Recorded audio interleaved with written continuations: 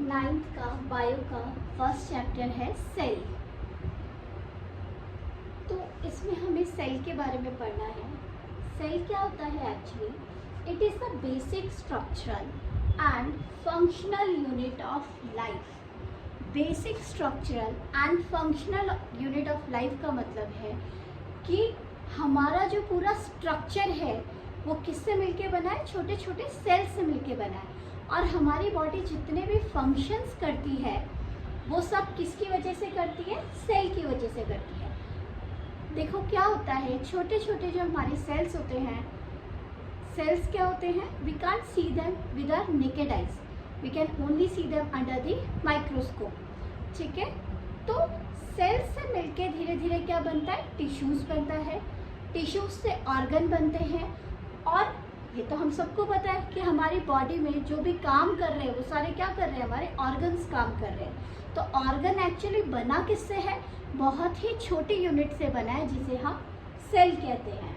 इसलिए इसे structural and functional unit of life कहते हैं। सेल डिस्कवर्ड किया था रॉबर्ट हुक ने इन 1665। रॉबर्ट हुक ने क्या किया था? एक कॉर्क देखा था, जो वुडन कॉर्क होता है, उसे जब अंडर द माइक्रोस्कोप देखा तो उसने उसे छोटे छोटे पार्ट्स दिखे जो सिर्फ माइक्रोस्कोप के अंदर ही दिख रहे थे, और उसको उन्होंने सेल का नेम दिया। अब जब हम सेल के बारे में पढ़ते हैं तो सेल की जो आउटर मोस्ट कवरिंग होती है उसे हम बोलते हैं plasma membrane.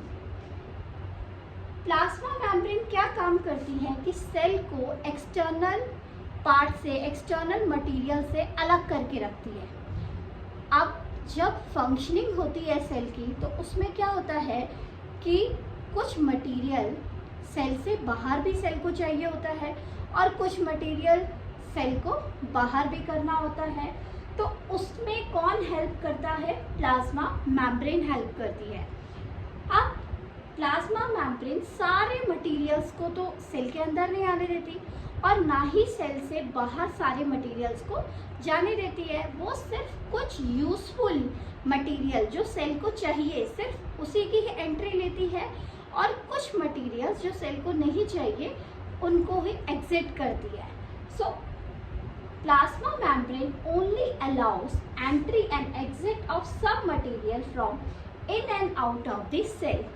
Therefore, it is called selectively permeable membrane। ये बहुत इंपॉर्टेंट क्वेश्चन है, पूछा जाता है कि why plasma membrane is called selectively permeable membrane। Plasma membrane is called selectively permeable membrane because वो सिर्फ कुछ मटेरियल का ही इन एंड आउट जो है अलाउ करती है। आप मान लो जैसे कि आपकी छन्नी, आप जैसे चाय छानते हो, चाय हमें चाहिए वो कप में चली जाती है, और चाय पत्ती जो टी लीव्स हैं आपकी कहाँ रह जाती है? छन्नी में रह जाती है। तो प्लाज्मा मेम्ब्रेन हमारा वही काम करती है। और प्लाज्मा मेम्ब्रेन किससे मिलके बनी होती है? लिपिड्स एंड प्रोटीन्स से मिलके बनी होती है। ओके, अब देखो प्लांट सेल्स और एनिमल सेल्स दोनों अलग अलग होते हैं। ठीक है, तो प्लांट सेल्स में जो आउटर कवरिंग, जो हमारी एनिमल सेल्स में जो आउटर कवरिंग होती है वो क्या होती है? प्लाज्मा मेम्ब्रेन होती है। प्लांट सेल में भी प्लाज्मा मेम्ब्रेन होती है, लेकिन इसके अलावा प्लाज्मा मेम्ब्रेन के अलावा प्लांट सेल्स में एक और मेम्ब्रेन होती है जिसे हम